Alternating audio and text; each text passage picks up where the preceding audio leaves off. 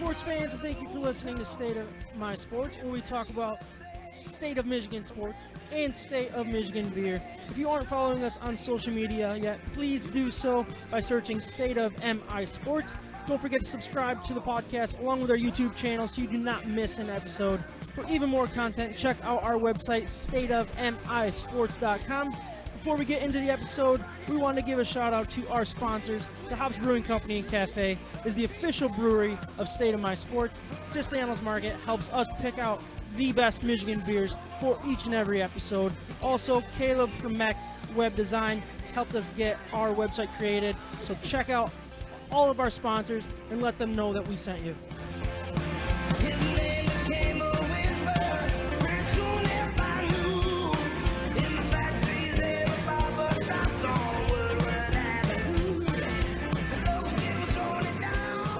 Hey sports fans, and thank you for checking out once again episode 85. We're going to talk about the Detroit Lions, their loss to the Packers, unfortunately. We're going to talk about, what else are we talking about? We're going to talk about Big Ten football, all the moves that they've made over the last week and a half or so. And then we're going to talk about, I just don't even remember what we're talking about. Oh, we're going to talk about our programs, the state of our programs. We're talking about the state of Michigan bets as well. That's right. Michigan gambling is right around the corner, so we're going to start talking about that maybe a little bit more. We'll see. That's yeah, right. we will. But then we're also going to, of course, we're going to make our DeHop's Brewing Company and Cafe picks of the week. We're going to make or grade our Siciliano's Market Michigan beers. That's basically what we're doing today, right? Did I miss anything? Boom. That's it. Oh, That's it, it. man. Just hanging out. That's all we're hitting today. We'll see you in 2 hours at the end of it. I am Sam Waltire. With me today, we got Travis Nickel and Micah Smith. We're ready to talk Michigan sports. We're ready to talk or drink some Michigan beer, and we're ready to have a good time doing it. So, Micah, you are back from. Back. You took a week last week or a week off. Sabbatical. Sabbatical, right? I said that one time. I don't think I hit it right. But, yeah, so you were gone, and what were you doing? Share everybody. I think we told everybody, but I was just studying for a final exam for school. how did that final exam go? It went good. Yeah? Surprisingly good. Yeah. A or B, C? Yeah, A. You passed. A. Attaboy. Yeah. Attaboy. Yeah. Only Got A's teacher- around here. Teacher Trav over here is proud of that. I Yes, would, sir. if it was about grades, Well- I would never get. I wouldn't, Yeah. Yeah, it went well. Good for you. It went quick, and yeah, the studying helped, so thanks for letting me have the night off. yeah, for sure. Don't let it happen again. Yeah, I expected that. Trav, you are back. I don't know last time you were here. I think I was gone. You right? were. I was on Yeah, vacation. It was kind of nice. Yeah, when I was gone. Yeah, Although yeah. I did call in and extend the episode did. for about an hour and a half. but- I took full advantage of ripping Stafford that night, I think, Yeah. for you. Yeah, I wasn't happy about that. Yeah. I actually listened on my drive home, and I was just like, Trav's gonna get it. I'm surprised I didn't call you or something. You were a little too harsh on him. Well, we'll get to that. Yeah, we'll talk about once again, this will not be a Stafford-free episode, that's for Yes. sure. But Trav, so obviously you're a teacher. How's everything going with that? It's been crazy. Yeah. I'm in high school, so we're all virtual, and it's been really wild. I got COVID a few weeks ago, and then so both my wife and I are teachers, and we're both sitting there teaching with a 3-year-old and a 9-month-old. So Man. virtually all day long, and we're making the best of it. It's fun. It's time you'll never get back, It's true, especially from as a teacher. Like you won't get this time back at no, home. it's both ways. Yeah. Both ways. Enjoy the time with the family. Kids are probably not learning as much as they should. Yeah, What do you do? That makes sense. But let's just get right into our beer introductions. But before we do, I want to remind everyone of our partner, Siciliano's Market. They are simply the best beer store in West Michigan, located on Lake Michigan Drive, right between Grand Valley State University's main campus in downtown Grand Rapids. Wherever you live in West Michigan, it is worth the short drive for what they have to offer. Whether you know what you want or need some help from their expert staff, Siciliano's Market is the best place for it. They not only have a massive and up-to-date inventory of the best craft beers from across our great nation, they're individually priced so you can mix and match to build your own six-pack. Obviously, craft beer. They also have specialty wine, spirits, ciders, coffee, tea, tobacco, and cigars. They also are the largest. They also have the largest selection of homebrew and winemaking supplies in West Michigan. So, side note, a couple weeks ago, we did favorite apps as one of our. I think it was a banana boat, wasn't it? Yeah. Yeah, banana boat of our favorite apps, and one of mine was Golf Clash.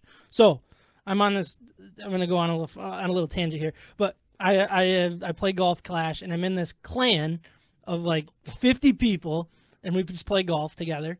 But we have this ongoing chat, and I mentioned I had to try to plug in the podcast to get some listeners, but so I did, and I got in this discussion with a guy, and he happens to be right from Rockford, and he goes, "Dude, I go to Siciliano's Market and I homebrew and all this stuff," and I'm like, "No way, like, that's awesome. just a small That's crazy. world." It was kind of cool. So if he listens, I told him to listen. So if he does, shout out. I'm sorry, I don't remember his name. There's so many chats, and I don't even know if it's his real name. So It's probably not. You're getting catfished. probably. He's like, yeah, sucker. But anyways, I thought that was cool. So we love that Siciliano's Market is part of the State of My Sports family, and it is who we visit to help us choose our Michigan beers for each and every episode. So please check them out and let them know that State of My Sports sent you. Trev, you want to start us off with what you're drinking tonight? Yeah, I have some from Saugatuck Brewing Company. It's Impalin' It by they call it a perfectly balanced IPA, which so far I'm on point with them. It is also 9%, so Ooh. that's a potent. beauty. So you're walking home tonight. Oh yes. All right, Micah, what about you? Drinking from Blackrocks in Marquette, Michigan. Their coconut brown. It says it's not your average brown. It's definitely not average. There's a lot of coconut in here. It's a 6%er, and it's got 18 IBUs. Have we ever done a Blackrocks? I honestly don't remember doing it. I want to say I've done one. Have you? Here. Yeah. All right. We are all going to grade this from Blackrocks as well. We're doing a couple of them. Again, from Marquette, Michigan. It's their classic Pilsner. They said, "We love beer. You love beer. Let's get together," which I completely agree with. It's their finest German malt, American hops, and Lake Superior water. So it's going to be a pretty light beer, I would assume, with a Pilsner, right? That makes sense? Yeah. But we were all going to give that a grade at the end of the episode. But the one I am grading tonight is from Founders Brewing Company, located obviously in downtown Grand Rapids. It is the downtown Grand Rapids staple. But I'm drinking, what is it called? Blushing Monk. It is their Belgian-style ale, fermented with raspberries, which, I mean, for the people that are watching on the Facebook Live, like, you can see how red that is. I opened this thing and started pouring. I'm like, oh, that's a nice color. It's a nice deep I red. was not expecting that from a Founders, but first couple sips, whew, that is good. And it's, 9.2% alcohol by volume, so this may be a very interesting episode. So we'll jump right into the Detroit Lions. They lost to the Green Bay Packers 31-24. We're not going to talk about the game a whole lot. There's obviously some parts. We just want to talk about the Lions as a whole. But yeah, lost 31-24. Stafford went 24-34 for 244 yards and a touchdown. Swift came back and led the team with an amazing 24 yards rushing. I mean, that was exactly what this team has been missing is 24 yards on the ground. But he also did have a touchdown and 26 yards through the air. Defensively, the Lions were carved up. There's nothing really to say about that, which isn't really a surprise. But all in all, like I thought the effort was there, and I think there's a lot to say about that. In a game that you were supposed to get killed, I think the spread was 9. Is that what it was, Trev? Was the spread 9? Spread was 9. Yeah, It went to 9 towards the end of the day. Which is a very big number in the NFL. It is. But anyway, I mean, I thought they played hard to the end. I thought they had a well-called football game. Good coaching. I agree with that. So you really like what Bevel's doing here. From a Packers perspective, what did you think about that game and what you saw from the Lions? For what the Lions are this year, I think that Darrell Bevel actually did a remarkable job with the injured players that were out this week. Mm-hmm. I mean, had Galladay been in there, and who else were you missing? I mean, we were missing, Galladay. We were missing both of our defensive ends. Okudah. Flowers and Right. Everson Griffin, and we were missing Okudah. We were missing Trufant. Well, so we were missing 4 stars on the defensive side.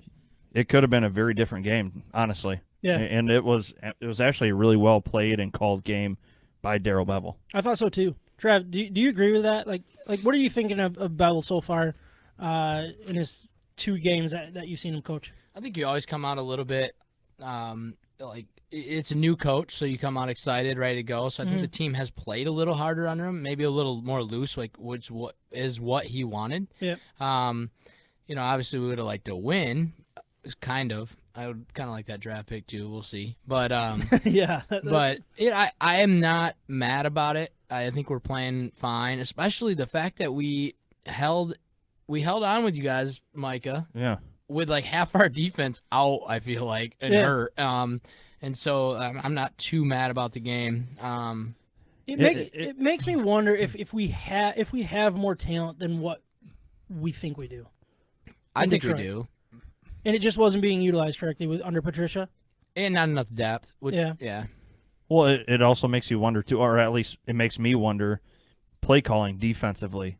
Like, did Darryl Bevel just say, "Hey, whoever your DC is, here's the playbook. Do what you want. Let's go out and win. Let's go make a statement." And I mean, where was that play calling with lesser talent on the field, or with more talent on the field? Excuse me, with Patricia in the seat. It's bizarre. Yeah, I don't know if really the defensive play calling is what's exciting. I think the offensive play calling in the way that they're holding on to the football a little bit longer, and they're being more aggressive as well. So it's the offense is making the defense better. I don't think the defense played that well. I mean, what was that? What did I say? A 9-minute drive or something like that to start the second half? That's not a drive that you should be excited about.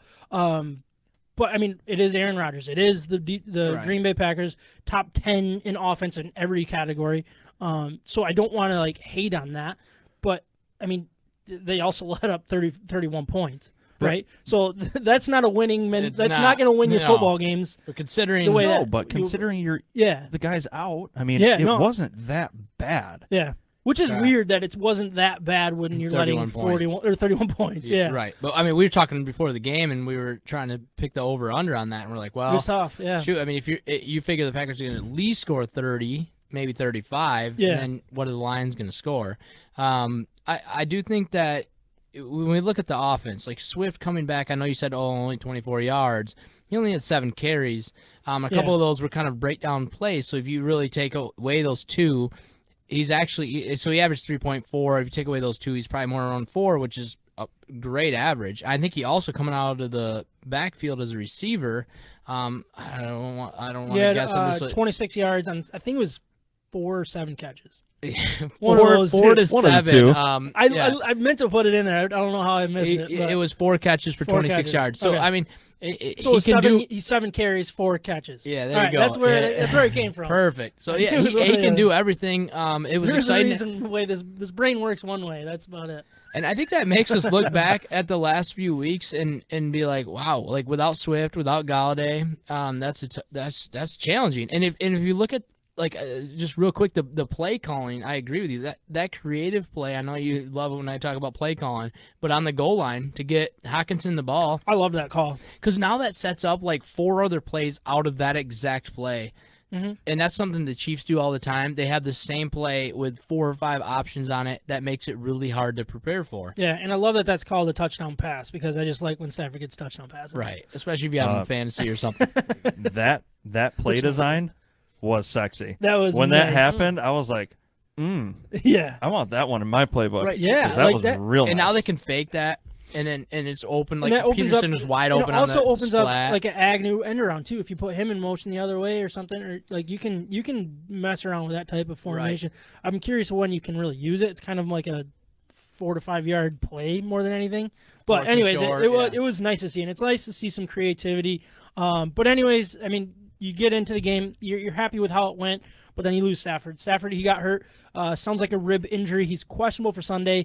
The fact that he didn't come back in the game tells me he's not going to play football again this year. This is a big red flag to me. In a way, I'm okay with it. Oh, I'm okay with. We're not making the playoffs. I can admit that, so I'm assuming you guys will too. I don't want to. I don't want to yet. I mean, is it? Who are you? We're not mathematically eliminated yet, so I'd be okay if he's healthy. Go ahead and play, honestly. Right. But if there's don't try to be Iron Man here, honestly, because either you got a future with the Lions or you're worth a lot on the trade block, which we'll get into here shortly. But Don't do anything stupid. Yeah, that's the way I look at it. And especially, like, as soon as he held his ribs, like, obviously ribs and back can be kind of, like, I was worried that was his back again. He got rolled up on pretty dang hard. Yep. On He that did. play. A lot of man. Yeah. Oh, yeah. Who was it? Was that Smith? That was Kenny Clark. Oh, Kenny. Oh, yeah, that's right. Ugh, that was brutal. It was. Obviously, you can't go through a Green Bay Lions matchup without some questionable calls. So I did want to bring up a couple. I'm not blaming the refs. I promise you I'm not blaming the refs. I'm not. But there are some calls that change the outline of the game, or the landscape of the game, I should say. All right, so mystery holding call on the first drive of the second half. We're going to start in the second half here. That could have gotten them off the field instead of a 17-play, 9-minute drive to start to get a touchdown and just set the tone. The next thing you know, the Lions have a 3-and-out. That was your only possession of the third quarter, was the 3-and-out, and then the Packers had, I think it was like one play inside the third quarter. Third quarter. So it was like the quickest quarter known to man. Well, it was ridiculous. I think we tied every other quarter with them except for the third quarter. So it was that 7-0. Yeah. Exactly. 7-0 in that quarter. Every other quarter was tied. Think about that. The Lions, who are bad and just fired their coach, tied the Packers, who some believe are a top 3 to 4 team in the NFL. Sam's thinking not, but I don't think so. But regardless, Yeah. they're a good football team, Yes, and so you play them that tough. That drive, that call changed the game, and I did go back and look at it. I would say it was maybe a hold, but it was soft. If we could look at every play in the game, there was plenty of soft calls both ways And that honestly, could have been called that way. And they didn't show a replay. Unless did you find a replay when you rewound it? There was a replay when I rewound. But anyways, it was the latest flag I've ever seen. It was well after the guys were going off the field, and they're like, "Oh wait, there's a flag." And of course, Lions fans know exactly what that means against the Packers. And here we are they gave them a free first down. We were getting off the field. It was going to be a punt. We were going to get the ball back. I think they got a first down, but then it was a 3-and-out after that. So it wasn't like great, but it's like that is what this defense needed. That's what this team needed.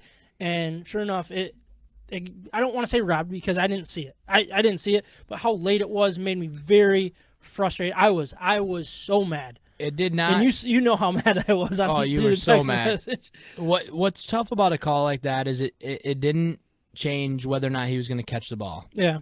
You know, if you look at some other calls, maybe they're holding them, whatever. This one did not, and so it's frustrating. I see your concern. Technical, if you're a ref, taking the class, hold. Well, okay. Well, then let's get it like Micah every time then and call hold every time. The game would be over. Right? I don't always get A's. Come on.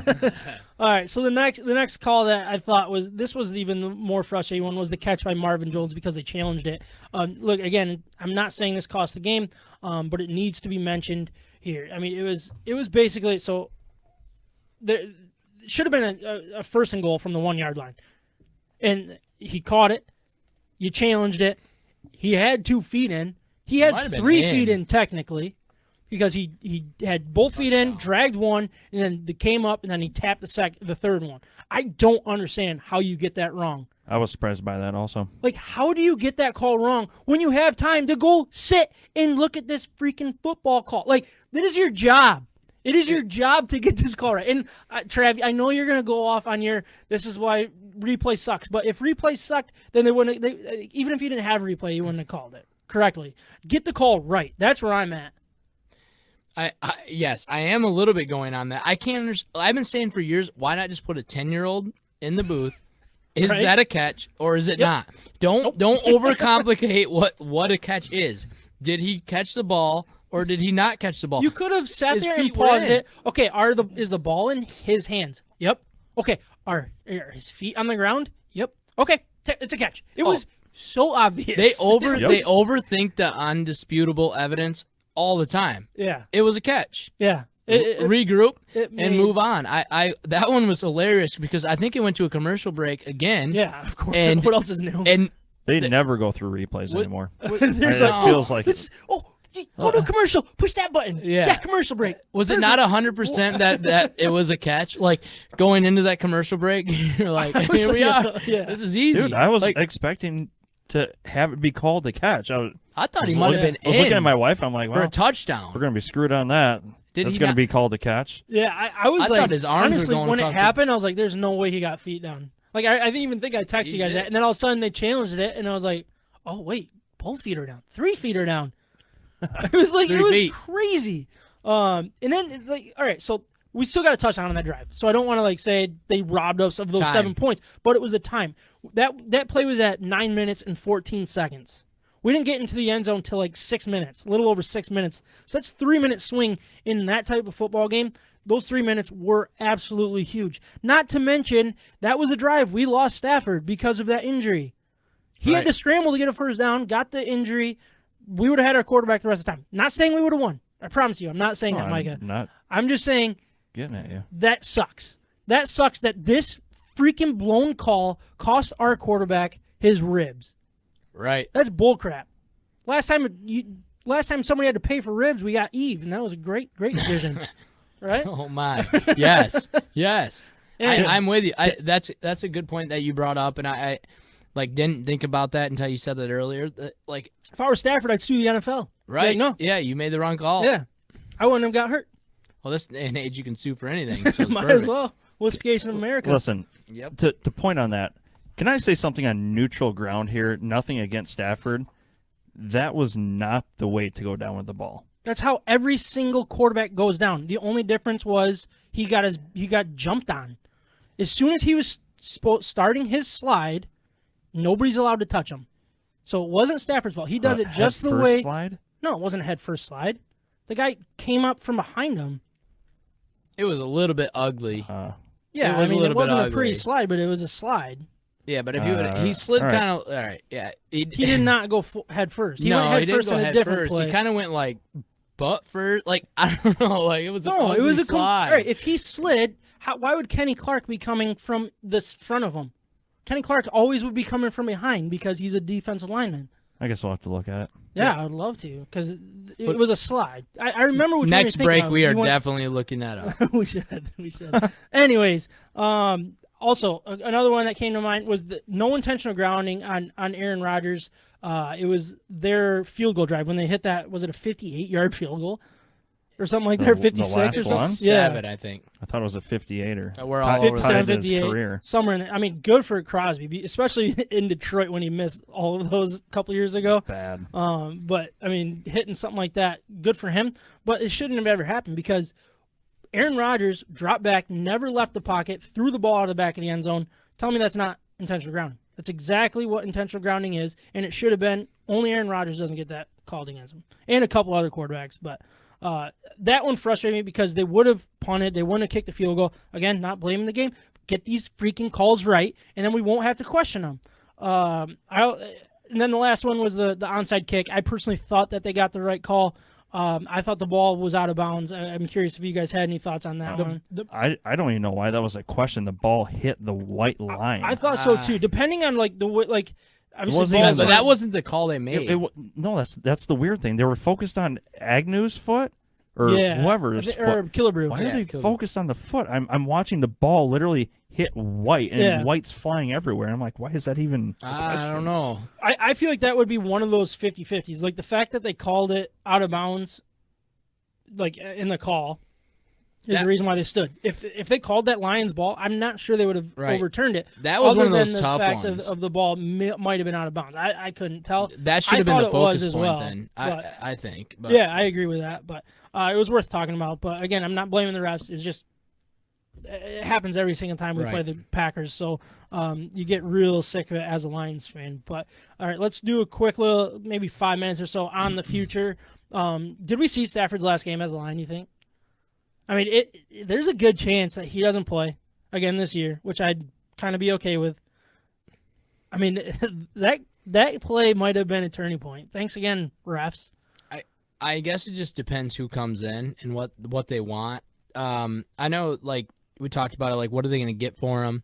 You know, the early reports are saying what, first, second round. Yeah. Maybe I don't know that we're going to get that. I don't. I mean, you look at quarterbacks of his stature, like yeah, he's talented as all get out. We know that, but You don't He think the hasn't- league knows that? he You hasn't don't won think other enough GMs games. know that? Yeah, but are they willing to give up a first round pick for a quarterback who is in the later part of his prime? And and roll with that. Like you can't just compare him to the greats that play until they're 40.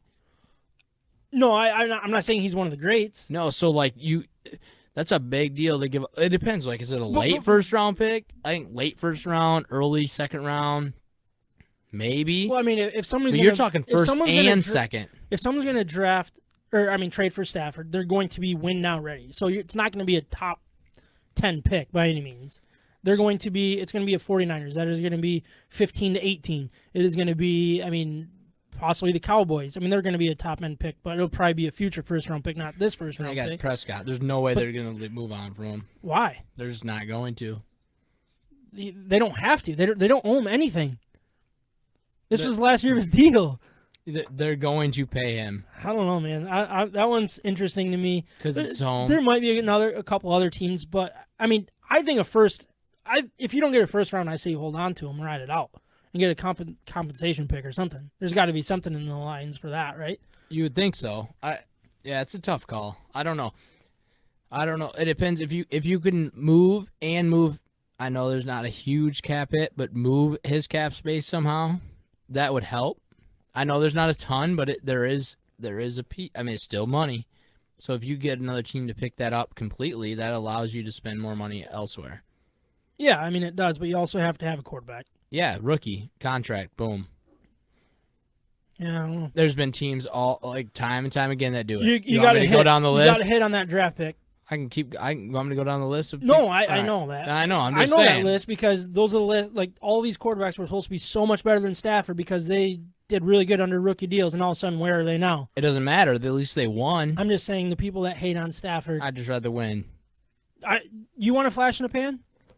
If we win, see, I want long-term success. Long-term success. We haven't won since 1957. I know.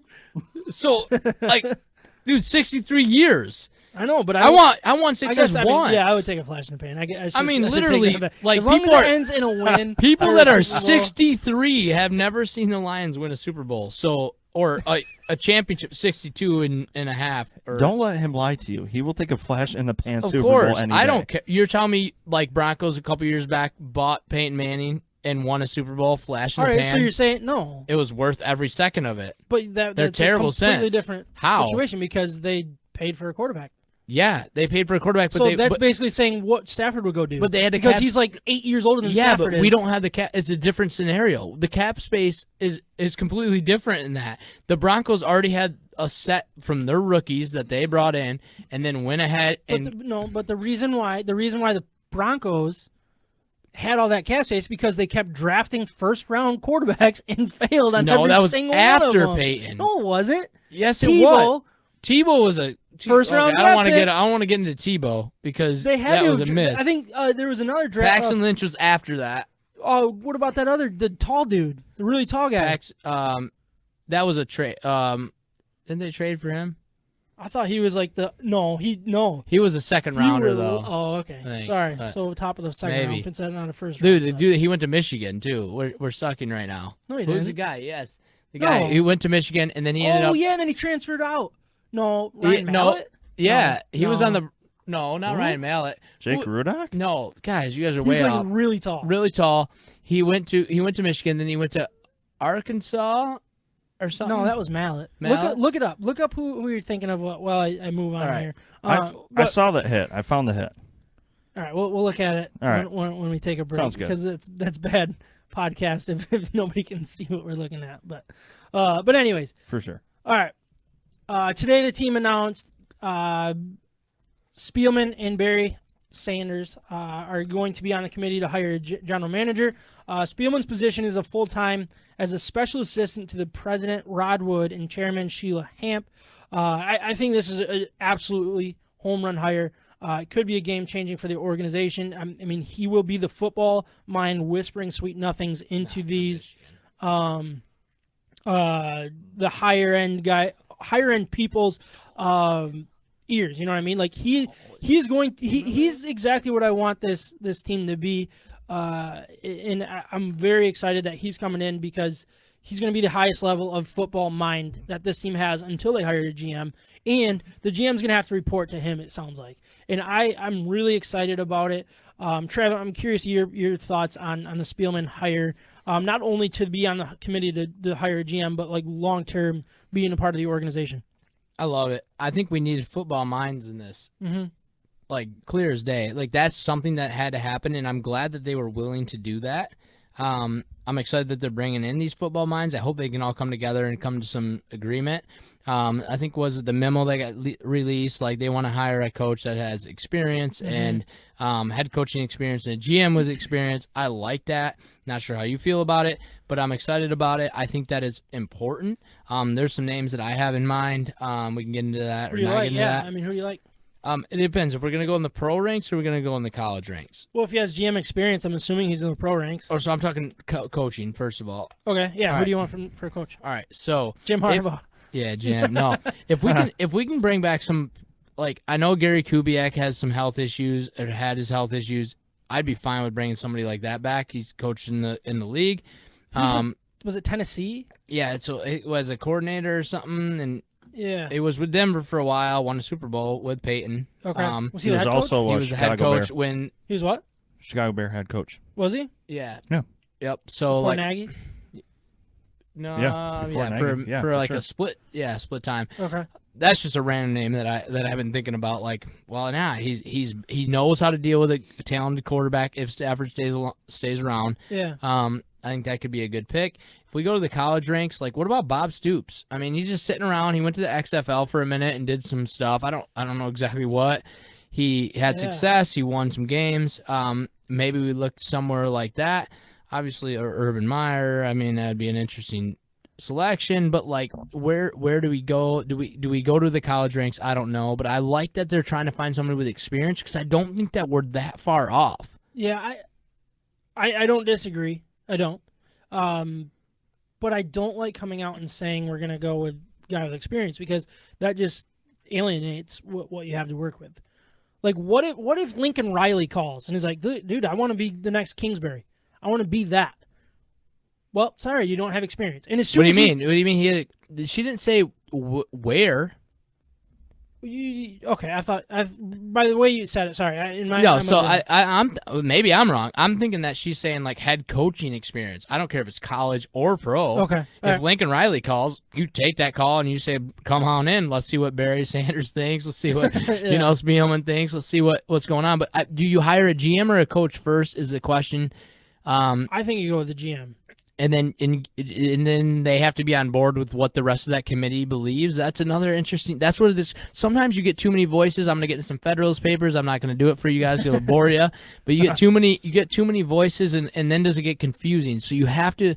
If you're bringing that committee in to hire a GM, then maybe you hire a GM with experience, and then let them make that decision. I have a feeling that's what it means, personally. I hope so. The fact that it's a GM search tells me that all right, they're looking to find the GM that's going to bring in the head coach. It's not, all right, bring in the GM, and then, all right, run them by who you're going to hire for your head coach. Never works. And have them run by who you're bringing in for your coordinators. And we're actually want And to who you're hold gonna on to draft. X, Y, and Z. Like, I like that Spielman can be that division. That's what I really think is going to happen. Is he's going to go into a board meeting with Hamp and Rod Wood and be like, very professional, and like, this is the business side, blah, blah, blah, blah, blah. And then he's going to go behind closed doors with the GM, and he's going to be like, F this, F that. This is the way we're going to F and do it. Do you agree with this to the GM? You know what I mean? Right, like, right. There's like different levels here. It's basically like going from corporate to blue collar, and he's that middleman. And I felt like you're getting that corporate kind of mixed in a little bit too far with the blue collar of the football. And I mean, he's that perfect division there. So do you have somebody in mind? I don't. Like, I haven't really searched it a whole lot. I'm basically in just a waiting game because I think that's where they're at. They're not going to hire anybody till after the season. Sorry, I'm going to go a little off on this, but I really think that they need to just focus on what type of GM and what type of coach is going to come in and not be a full rebuild. I don't want this, I feel like the last administration was doing a rebuild. We have talented there. Let's just think about it. Galladay, if he's healthy, is a top tier receiver. I think. I mean, even if you want to call him a tier 2 receiver, fine. Yep. Right. Tight end, Hawkinson is Stud. a top He's tier. the best tight end in football. That with the people that are injured right now. He's leading the conference live right now. Yeah, no, without he's leading, Kittle. Yeah, and, he's leading the conference in Pro Bowl votes. So I mean, He's legit, right? stud. He's awesome. I think Swift is amazing. legit. I think we finally hit on a running back. Like I'm telling you guys this earlier. Like since 2004, like just listen to these names that we've drafted: Kevin Jones, who was a first rounder; Kevin Smith, third rounder; Mikel LeShore, Oh gosh, I was so second excited rounder, about Mikel LeShore. USC. So excited. about him. Javid Best, first round; Abdullah, second round; Johnson, second round. Carry on. And then the other Johnson was like a 5th or 6th round or whatever. But like, and I'm not even going through all the guys we drafted at running back, just the guys that we drafted in the first couple rounds. Yeah. And here we are now. Doing I it think again. finally worked out. And if you think about receivers back in the day when we drafted receivers for years, and we finally worked out with Calvin, and then Yeah. and then we drafted receivers again, and it finally worked out with Worked out with Galladay. Yeah. And tight ends the same way. I think we have 3 of them right now, and I'm very excited about that. So we have to find the right person that's willing to build around that offense. But we also have a couple of key defensive players in play. So this is where it gets confusing. I want somebody to maximize our offense, but also like we have enough we have to talent to, be defense. maximize that too. Yeah. I'm not saying we're going to be Super Bowl contenders next year. Well, not yet. I will be before course we will be. before preseason. Yeah. But Before the end of this episode. We got plenty of time before we get into Right. that. But no, I agree. I think what we're seeing the last couple of games is the talent is there, and we're missing a lot of our talent too. We are, and depth. Another thing, like we are going to lose. I think it's 0. I might be wrong, but looking at it, our whole offensive line is returning. Yeah. Right. I don't Yep. think anybody's under contract like that's starting right now. I Well, might the be cool wrong. part is the way that Jonah Jackson's really becoming a good left guard. Huge. He's a stud. And the name escapes me. Whoever played right tackle on Sunday, and he played most of the week before too. He looked really good too. He was a rookie. Isn't he your like 5th or 6th round pick? Yeah, which I really like what he's doing. The right side of the line needs to be updated. I think Vaitai was a big miss by Bob Quinn.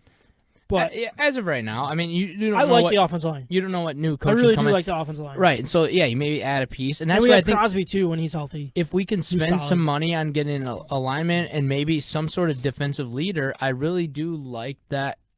Our team, like I'm not, I think our team is not that bad. I think it's appealing to a coach to come to. Yeah, we have a lot of good players. We need that playmaker. We Right. need that guy that people like rely on Yes. to make the play. You know what I mean? which- So everybody else can do their job because that dude's On going to be defense. there to help no matter where it is on the field. He's on going defense, to be there. because Yeah. our offense, we have it, I and agree. guys, we can't. We're losing a lot on offense. We can't give up on that bum from the state below us. Like we don't know what Okuda? he. I don't want to talk about him because he's from Okuda. that. Yeah, but I don't. We can still- say his name. He's a Lion now, He's a dude. Lion now. I'm still just hating. Well, But, Taylor all right, Becker, you brought up the offensive line. That's a good so. point. Son of a gun. 2 Buckeyes. So Isn't Jonah Jackson a Buckeye too? okay, let's get past Yeah. that. I think he is. Yeah, right? he is. Let's get One of the past offensive that. linemen that we drafted. I'm just messing around, but like we can't give up on that guy either. Could he be something special, especially if he continues to get coaching and gets healthy? For sure. So I mean, look at the way that Aurier moved from year 1 to year 2. Right. I expect that from Okuda, and I think he's going to be a very good corner in this league. Right. So I think that if you're a coach, I mean, you're not going to the Jets. I mean, imagine going to the Jets right now. Other than that, No, you yeah. might get Lawrence. Lawrence, Yeah, but- so that's it. Yeah. But if you're going to the Jets right now, I mean, did you see Cupboard's empty there. they're so bad. They're so bad. Hey, can we jump back a little bit on coach? Yeah, for sure. Because we got a comment. Jared says he likes Salah or Salah. Or I think it's can't Salah technically. Salah, I but- think, or something. Salah. I don't know. I might be messing up. He thinks he'll change the defense and need a GM that can draft. Obviously, the GM thing. I mean, that goes without saying. Yeah. But Salah, I mean, how do you guys feel about him?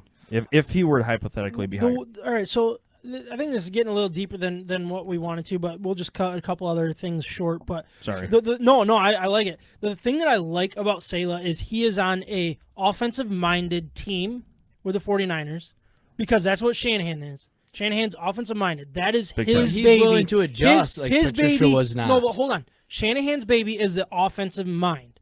So he relies heavily on Salah. Who's the guy from 49ers, the offensive, or sorry, not 49ers, the Chiefs offensive coordinator that people keep bringing up? Eric Bieniemy. Eric Bieniemy. I would rather take Salah, whatever, over Bieniemy because Salah. he has a offensive-minded head coach, and the defense is his baby, and that's the way it works, and it works well. That's what led them to the playoffs last year in a lot of ways. But then where you look at the Chiefs, it's like, yeah, you have him as the offensive coordinator, Bieniemy, but he also has an offensive-minded head coach, one of the best offensive-minded coaches in football history, holding his hand along the way. I don't want another guy that's like, hey, Like Patricia. yeah, like Patricia was. I feel like I was burned by that. I feel like the organization was burned by that too. That's why I'm very curious if they would be willing to hire a first-year head coach, that like a coordinator type thing. I don't know if they will hire a first-year head coach, but one thing I do like about him is that Which one? Salah. Okay. Yeah, Salah. Salah. I don't know why I'm calling him Salah. Salah. We gotta learn his name. I'm not gonna learn it until I have to. Yeah, until we have to. But I mean, he's from here. He cares a lot. I mean, he wants the Lions to be successful. I mean, there's some passion there. Yeah, bringing guys home works really well in this state. Yeah, true. But I think it's a legit question. Like Jared, I get what you're saying, and trying to build the defense up, but it always bothers me. Like, that was Patricia. He was supposed to build the defense up too. Yeah. Like, I need somebody to come in and be a head coach, unless he's willing to dominate the defense, like take control over the defense or offense, which I don't know that any of them are doing that. Is he willing to be a coach of his coaches? We have to find somebody that's going to be a coach of their coaches, because that is important in order to be a successful organization. Yeah, and one thing that you're seeing here, and staying on Salah, is you had Patricia. He was loved by his players on the Patriots. Absolutely loved. He was excited off the field. He was giving hugs constantly. That was his role on the Patriots. That's exactly what Salah is. Salah is full of energy. I mean, not saying Patricia's full of energy, but Salah is an energy guy. He's in his team's, like, he's hugs. He's like part of the team on the defensive side. Can he transition to be the bad guy as well? That's what I think really hurt Patricia, is he turned over and he had to be the bad guy. And he knew that he had to be the bad guy, and he overthought being the bad guy. You know what I mean? And I think that was his biggest thing, is he is a very good football coach. Don't tell me that he's not a good football coach. He's not going to win rings in New England if he's not a good football coach. But what he's not is a leader of men in this moment. And not only leader of his players, but his coaches. Yeah. Like, that matters. And I think that that's why I think that in hiring somebody with coaching experience is the most important thing here. They know that. They might have learned that the hard way already. Yeah. That, hey, they're coming in being like, hey, I've already been here. Yeah. I don't need to prove anything to you. Nope. And I feel like Patricia was just like, I need to prove something. I'm going to go above and beyond to prove this. That rubs a lot of people the wrong way very, very quickly. Right. But that was a good Lions discussion. So we're going to move on.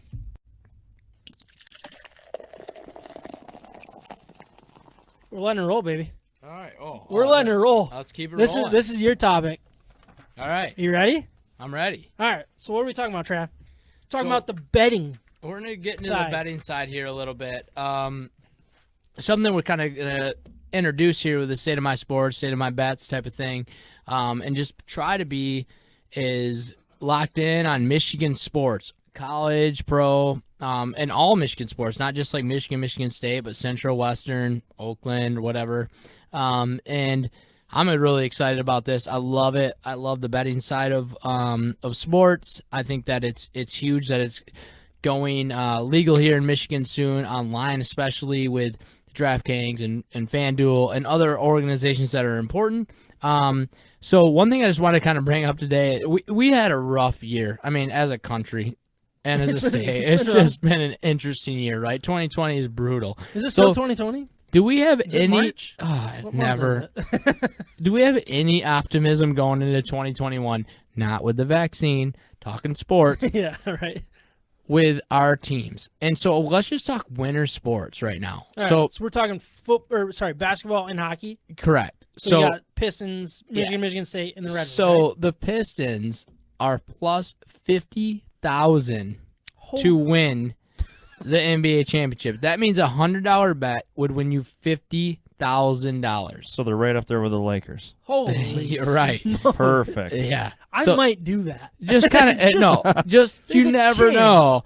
And if it's just classic basketball, though, you gotta have the players. But Oh yeah, I bet you like if you really look at like the basketball side, it's probably like you have 4 or 5 teams that have decent odds, and then Right. it's just Oh, just for a sure. complete tank. and to kind of put that in context, like the difference between basketball and hockey, like the Red Wings are bad, and they're only It's gonna be plus the worst. Probably. 15,000. That's So just insane. so like there's a ton of difference there, right? and they're 35,000. basically in the same spot. They are. It's just hockey. Anybody once you get into playoffs, it's hockey. It's different. You don't have that superstar mentality. So they're plus 15,000 to win. So $100 $100 bet, bet. 15,000. Yeah. Michigan is at plus 6,600.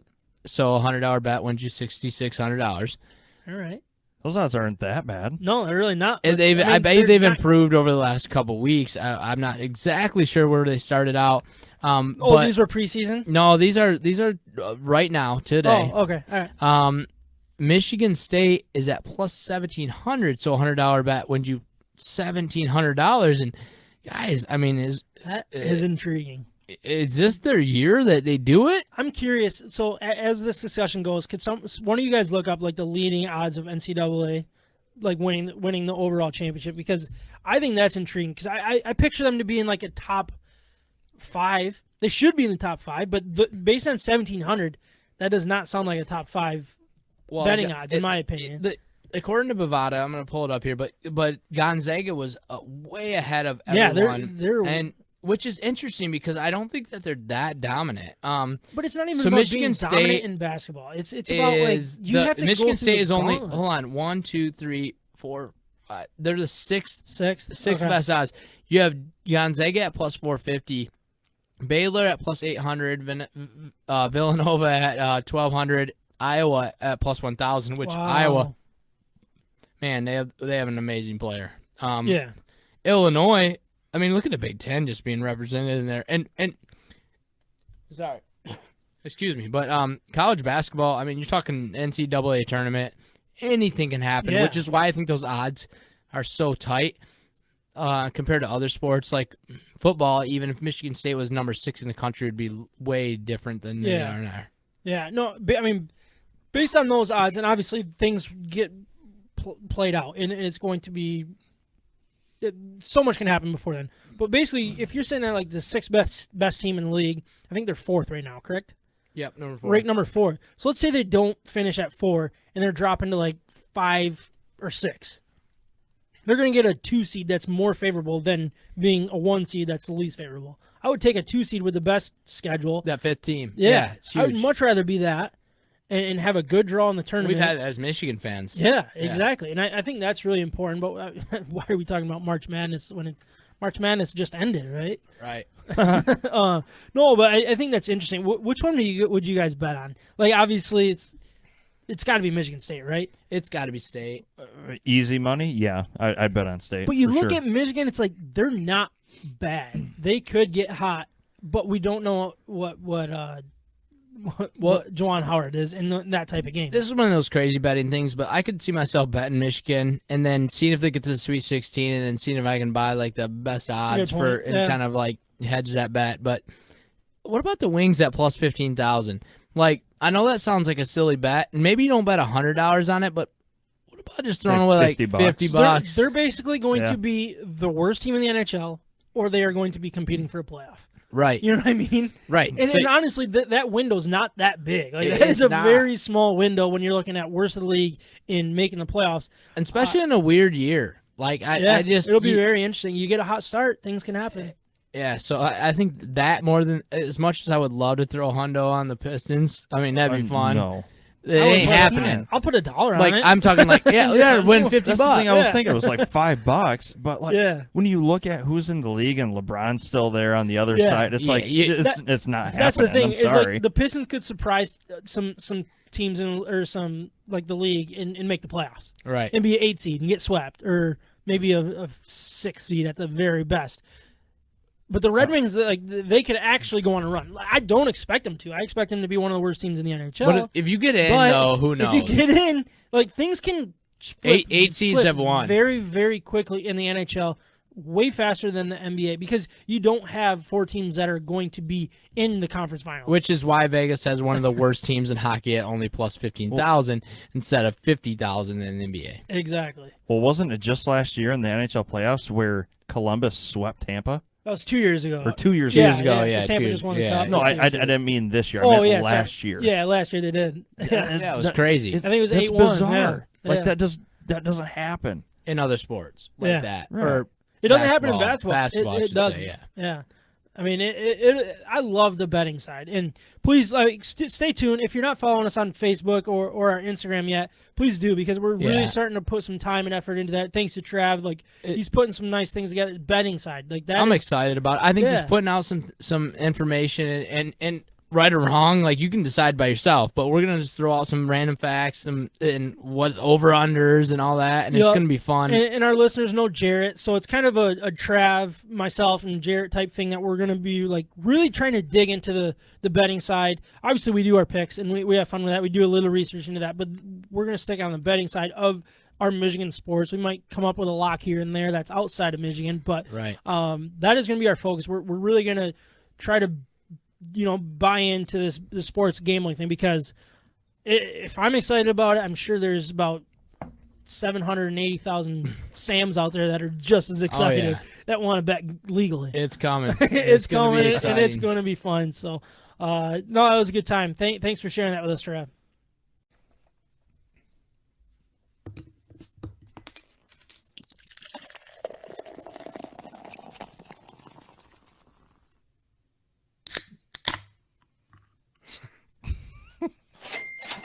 It's a lot of beer. It's a lot of What money. is happening? We'll do it live. Well, well, well. We'll do it live. How the Do it turntables. live. I'll write it and we'll I'm do just it pushing live. buttons now. It never gets old though. This one. You're such a button pusher. I just like pushing Yeah, buttons. well, maybe next time you will estimate me. I was bored at home one night, and I just downloaded all of these things that I was just terrible stuff. Anyways, what we are doing? What are we talking about? We're talking about the Big Ten. Sorry, That's what we're doing. we are talking about the 100%. Big Ten football, and basically just the way that they've handled everything. I want to make it a whole topic, but I want to go over some points, and we'll discuss it. All right. But anyways, we'll start with what they did last week when they adjusted the criteria to go to the Big Ten championship, and make it so Ohio State can go. Curious of what you guys thought. Mike, you were pretty passionate about it pre-shows. I'm curious what you're thinking. Yeah, so this has nothing to do with Michigan, because I know Michigan's bad. I feel bad for Indiana. I think Indiana got screwed. That's why I'm passionate about it, because in the end, if Indiana had gotten this magical pass to play one less game, and had it been Ohio State, who knows where we would be. But it's, like I said, nothing to do with Michigan. I don't even care, because we are so freaking bad. Michigan State's bad. We've got nothing in Michigan. And here I am looking at the best competition that Ohio State has played all year in Indiana, 35-40, Yeah, it was a seven-point game, right? 42. What was? Is that It what was it was? a really close game. Big comeback by Indiana. Yeah, So- for sure. So when I look at that and I go, okay, so Ohio State's going to go play Northwestern. Why not just bend the rules one more time and say, sorry, Northwestern, you're not going to play. We're actually going to put the two best teams Yeah, put Iowa in there. the conference. Yeah. I think it's Indiana I think it's over Indiana. Iowa. I think it's Indiana over Northwestern. That's just how I feel. And Well, then Indiana also lost their quarterback, so they would have zero shot against Ohio State. No, truth. I think Iowa would have the best chance to beat Ohio State. Personally, okay, regardless of whatever team you want in there, then bend the rules of, hey, we're the Big Ten. We're going to put the two best teams that we think are the best teams For this Yeah. in year. the championship, and have them play, have them absolutely duke it out, and then have the CFP committee and go to be from there. completely honest, I think you should do that every freaking Yeah. year. Isn't I that the don't way the care- Big 12 does it? Yeah, I don't care about East, West, or Legends and Legions or whatever they had before. Yeah. Like any of that. Like put the 2 best teams in there. But okay, all right, I am with you. The 2 best teams. Okay, this is look But- at Sam right in the eyes. I am with you, but I'm going to tell you you're wrong in about 10 Yes. seconds. So, okay, how I do know that you? look too well. Who decides who are the 2 best teams? That's what I don't like about this. Is it me or you or No, college football? No, Like, I agree with you. the BCS for years was whack, and that was like some sort of equation. Right. And now, like, we have a college football playoff, which also is controversial. And then we talk about March Madness, right? And we're like, oh my gosh, crappy team from the 19th team from the Big East got shafted this year. Yeah. So who's the best team? No, I agree with you. So- but that's right here. What they did by giving Ohio State that in They're the is best basically team. saying you're the best team. We're going to give you that chance. We don't want to miss out on that opportunity of you being the best team. Oh, it's all about money. So Yeah, it is. Should we only do that when the team is clearly that much better? Because they are clearly that much better than every other. I hate them I agree. with a I passion. agree with you completely. I'm okay with what they're doing. It's the best thing for the Big Ten because if you can go to the playoff and get a little bit of extra money for the whole Big Ten, like that's good for us. That's good for everybody. For all sports. But I don't like the way that the Big Ten is doing it. Because Setting it up? You set a standard. You set a brutal standard from the beginning. You the said COVID standard. this you're talking COVID about. standard. Yeah, yep. And let's talk about the games. Let's talk about the amount of games. You said the team has to play. What was it 6 games? They have to play at least 6 games yeah. to qualify for the Big Ten championship. It was a dumb rule. It was a Especially very dumb coming rule. from the Big Ten, It who was- had weird rules to begin with. And that's where this whole discussion is going to go with the Big Ten is how Yep. messed up that they screwed the pooch this whole season long. Let's be honest with you here. Yep. I'm not going to sugarcoat it, but like you bent the rules for this. You changed your rules for this one opportunity, and I get why you did it. Nobody's going to question you why you did it. It's all for the money. We're not going to like we get it. Don't deny it. Nobody's just don't deny it. But why? You were so gun-ho about Big Ten this, Big Ten that. They stuck their nose in the air thinking they're the best conference and we treat everything well. We're a research school. We're this. We're medical. We're that. And here we are changing the rules because your own stupid A rule screwed the team that you think's the best, that's Bit going you to in the represent your conference the best. And look, I would be doing this for anybody other than Michigan. Let's be honest. I would be having the same argument. I don't like the way they're handling this season as a whole. I don't like the way they switched. I get why they switched. I'm okay with the reason. I'm really okay with them switching. But then, like, everything else is just, it just is so frustrating. You know what I mean? Like, it's not just this switch. It is the fact that they have handcuffed each and every program to, like, look what they did to Nebraska, or was it Wisconsin or Nebraska early on? It was Wisconsin. Wisconsin. They absolutely effed Wisconsin those first 2 games, or first 3 weeks. Told them They Graham played Mertz one couldn't game, play.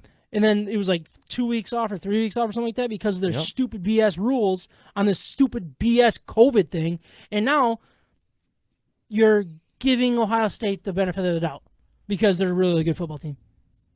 And I hate that. That drives me freaking nuts. Sorry. Well, I don't it comes. know. What do you want me to say? Listen, it comes down to all the rule bending. Like, we were gonna have crossover games. Yeah, let's get into crossover games. What crossover games? Tell me. Yeah, so Like- the only crossover game that I see, according to this beautiful little picture here, is you have Ohio State against Northwestern. That's the only crossover that's actually, you have so many arrows. So you have Ohio State playing against Northwestern 1-1, right? All right, so we'll go down to number 2, Indiana. In the East, they move all the way down to tied for 5th. In the West, Purdue. Okay, so we'll go down to Penn State, who's 3rd in the East. They moved all the way down to tied for 5th at the very bottom, Illinois. Maryland, so they're going to move so they're the 4th team in the East. They moved all the way down to the 7th team in the East. That's not a crossover. What like, is this a new type of crossover that I'm missing? They're playing Michigan State. It's a cross down. It's a cross down. It's the same conference, or same side of the conference. And you got Rutgers. I mean, that's the closest thing you have to a crossover game, going 5-5. But then you got Michigan, who was supposed to play. They're 6th in the East. They were supposed to go play the second best team in the West. So, like, you set all these freaking standards, Big Ten. You're stupid I can't think of his name, the stupid commissioner for the Big Ten. He is horrible. He is terrible. He started off from the start by saying, oh, yeah, we can't play football. But his son's going to play in football for, what, is it Missouri or something like that? Something like that. It's not safe for a Big Ten to play football. But my son can go play for Missouri. That was before everything, even before Big Ten decided to come back. If he didn't think it was safe to play Big Pull Ten your football, son. then pull your son out. Yeah. It's Put not your his money where your choice. mouth is. No, it is his choice, No, Trav. it's not. Whose choice is it then? Oh my God, guys! Whose choice was the it? presidents of these universities made that original decision. No, they didn't. He asked them what they wanted to do in his position, and that's what they followed. You cannot just blame that dude. First of all, Why? We're always supposed to blame commissioners. well, they usually suck, but in this case, he's going by university presidents. No. which He's the mother effing commissioner. He's supposed to tell them, no, you're playing football. You're playing by these rules. You're doing these checks. You're doing this. it's Otherwise, not the same as a professional league commissioner. It's why? not. Why? Because Why? it's not. The SEC commissioner did the opposite. He's like, no, we're playing football. Because the Kevin SEC Warren. is in the South that has completely different views. Like you have to see that. No, I get it, but at the same time, I don't- why? Why is that the case? Why is a commissioner being told what to do? By Why are we in a federalist nation with states' rights? I don't know. So, are we talking states' rights? Or are we talking a commissioner of multiple states? Of of multiple football? states in the North that are different views than the ones in the South. Okay, well, it's more than just the South because you had Iowa being able to play and Okay. Iowa State not being able to play. Or, sorry, Is Iowa, State Nebraska not completely different than Michigan, Illinois? I have no idea what you're asking. Like, What are you asking? Like as a state, are they not different? Well, you had Iowa not able to play, but Iowa State able to play. Why Oh, is that the stupid. case? Stupid, because they're in different conferences. They're in the same damn state. That's Yeah. the one example of nuts. that which is ridiculous and dumb. No, Cincinnati had a full schedule. But it's Ohio not. State didn't. But it's the presidents of the schools. Even in your argument right there is still the presidents of the schools in the South. no, it's Listen- not the presidents of the listen. school. Trav. Oh, they didn't vote. I'm sure they did, but why even give them a vote? Tell them what they're supposed to do. Oh, so the Big 12 did that. They didn't give the presidents of the school a vote.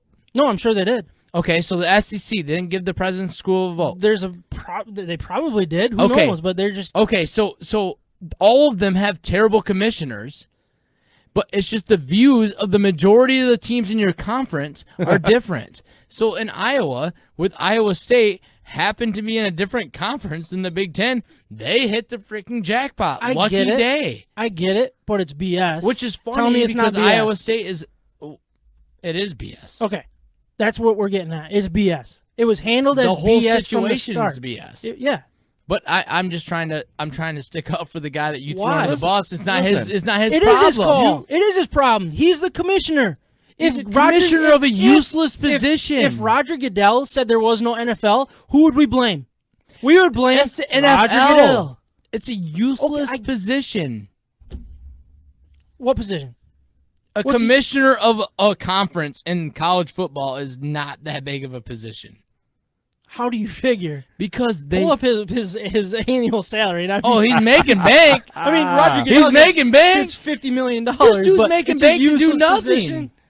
It's useless because he doesn't have the same control that Roger Goodell does. No, Roger no, Goodell's no, fighting no, the Players no. Association. The problem with what he was is he was a guy that didn't have a backbone and tell these presidents and teams what to do. Tell them what to Neither did do. any president or I- any I- commissioner Okay, in this scenario. but he didn't stand up for him either. I'm not sticking So up you- for the okay, dude. Then why do Well, we I have so am, many but- teams coming out and be like, no, we want to play football in the Big Ten. We want to play Because football. of course the players want to play and the coaches. These are presidents of liberal universities. If you want me to get, I'm not No, trying go to get. for it. I'm not trying to get political here, I'm okay but with it's it. happening. Like these are presidents of liberal universities, whether you believe in that or not, that is the belief of the majority of their university. And so they're going to go by the majority of their whole university, not just their football team. Oh my gosh! Can I read a comment, please? Yeah, this please is do. just getting absolutely hilarious. We got comments. Todd That's nice. Johnson. Well, there's a ton of them. I can't read them all right now. But Todd Johnson says, "Trav versus Sammy. Here's the key to winning this argument: volume." Truth. Sorry Oh for getting my too loud. gosh, Coach. that is We weren't hilarious. planning on We yelling just like a lot. arguing all together. Hey, listen. All right, let's cut this silly argument you two are having. We are all pissed for different reasons because it's freaking ridiculous. Yeah. It is. I It's just insane. I just hate how this commissioner can't make decisions on playing football, but he can make the decision on splitting things and putting Ohio State up there. Correct. Yep. Changing the rules now. Changing procedures now. And he didn't change procedures when it meant what's best for the country, what was best for Big Ten football and all that crap.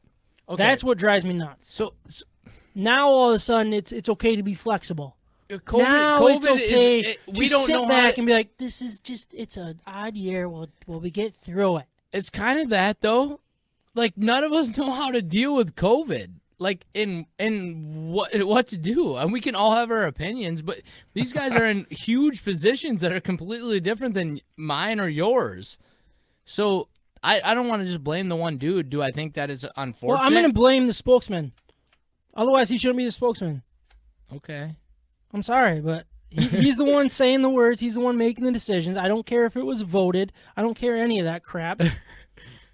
What He's the one making the final decision. fair. Okay. So That's his job. we got to have somebody to blame. That's his job. We have to have somebody to blame. He is worth blaming because Right. Big Ten screwed the pooch on this whole process. It was absolutely terrible that they did like, no, we're not playing football. We're going to play in the spring. We'll play in the spring. No, all right, we're going to come back because nobody else followed our lead.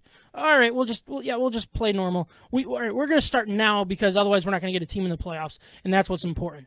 It was just they talk out of both sides of their mouth the whole frickin' No, time. the last statement I agree with. Like the fact that they are like, I think they made the right decision to put Ohio State in because they're clearly the best I team. agree with that. I do. But Yep. they are talking a little bit out of both sides of the mouth because now it's a money factor.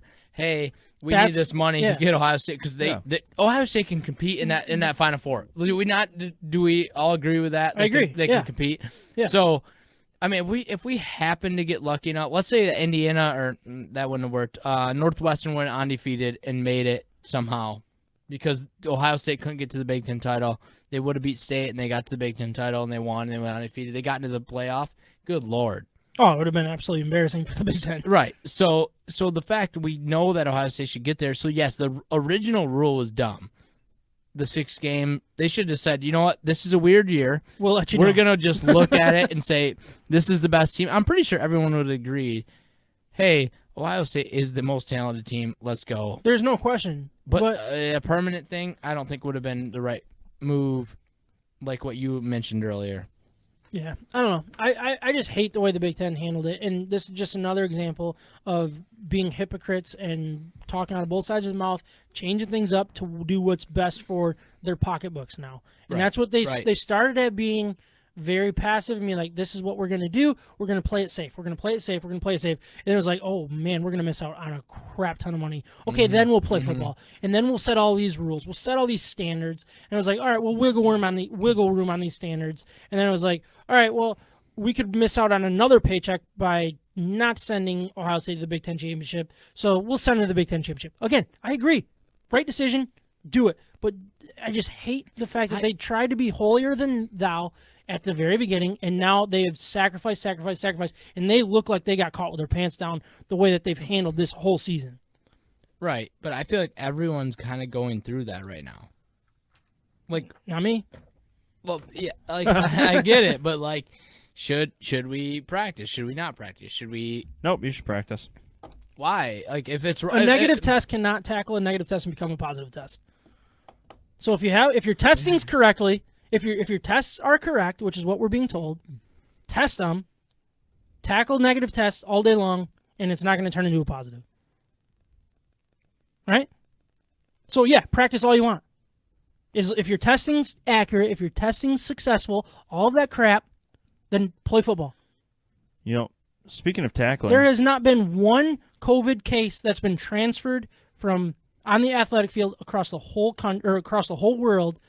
I heard this stat on Clay Travis, by the way, but I'm butchering it. But it was not one COVID transaction has been made from one person to another on a professional football or professional playing service or college playing service. Yeah, I saw And that across stat the too. whole world. And I get it. I shoot, I'm a So play. coach of athletes. I hope that's true. But, like, can we guarantee 100% that that is true? No.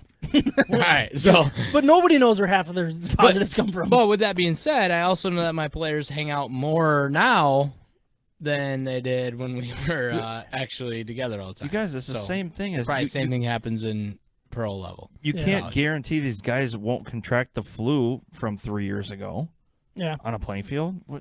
Yeah. No. All right. I think that's enough about the Big Ten. Let's. You guys good with the Big Ten? You got more? I want to tackle Michigan's matchup. All right. Let's talk a little bit about Michigan here. Today they canceled the game. Oh, Against no Iowa. matchup.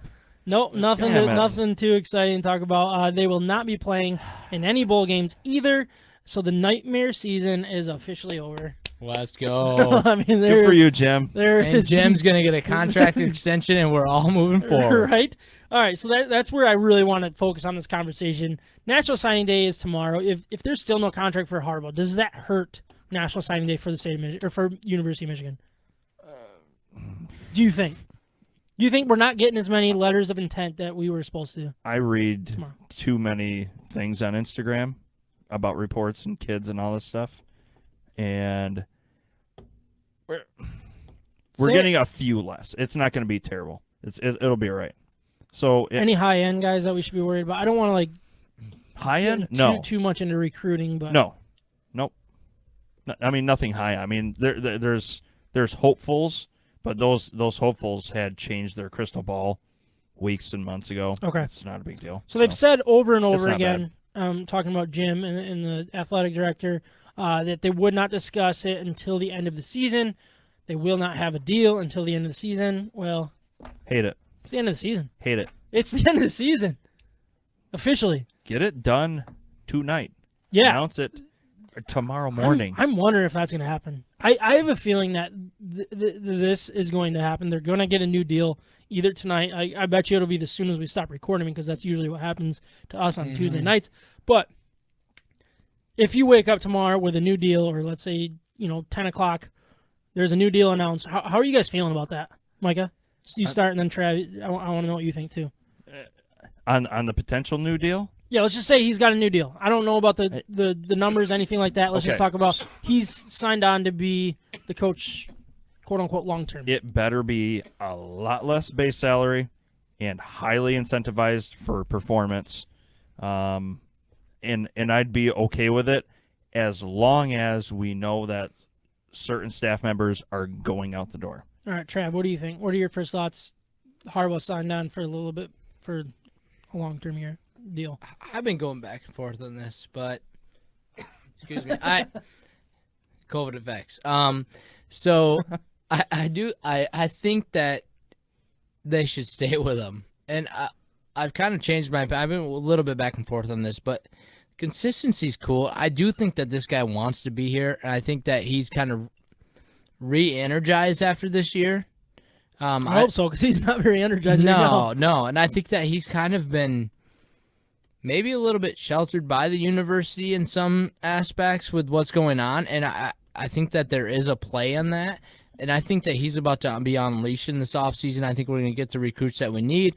I think that they're going to hire people that I think that he is going to change his mindset, which I think he's been missing for years. Yeah. I think I said that before, that like he just needs to be his own coach instead of just relying too much on everybody else. Coaches, lower position coaches, but when it comes to offense, you make the decisions, dude.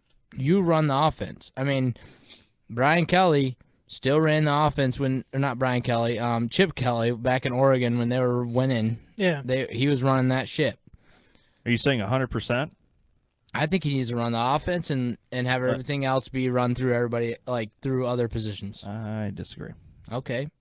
I think he needs to bring in people that he trusts to fit his mold. Right. Trust is huge. I think I'm not sure Gaddis is the wrong guy yet.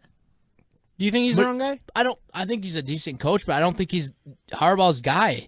I don't That's think what I speed think- and space has nothing to do with Jim's philosophies. And I Why think did they go that's- with somebody like that? Yep, because that's what they thought they had to do with Ohio State.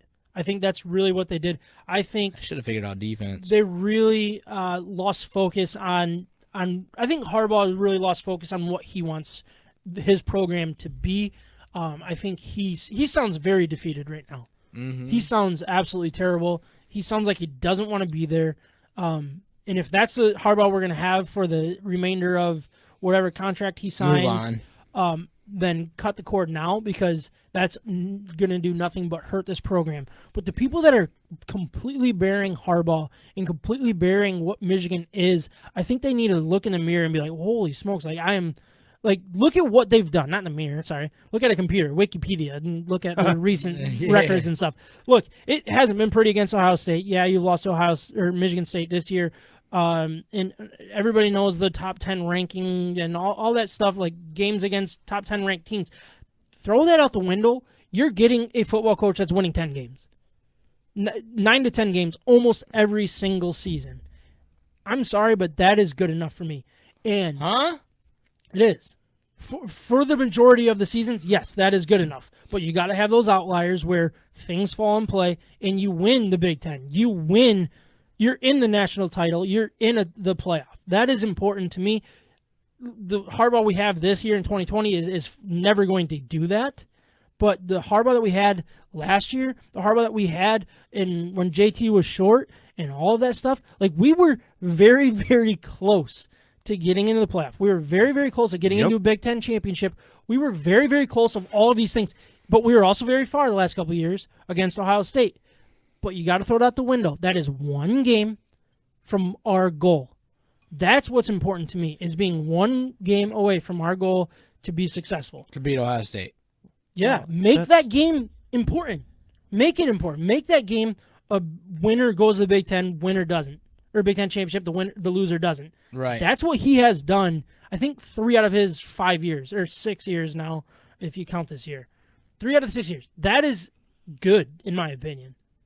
It really is. And I think he is building a program of what he wants to be, but he was. And he needs to get his lost identity. that direction. He needs to regain his identity, regain his vision, and stop catering to Right. Yes. the It's not national media. Stop catering to the local media and just be you. Yes. Then that's the Jim Harbaugh I want. The guy that doesn't give a F what 100%. anybody says. Right now it 100%. seems like he gives a F what people think of him. And he needs to get over that again. And I Yes. think that's where it's at. He gets his identity again. We're back.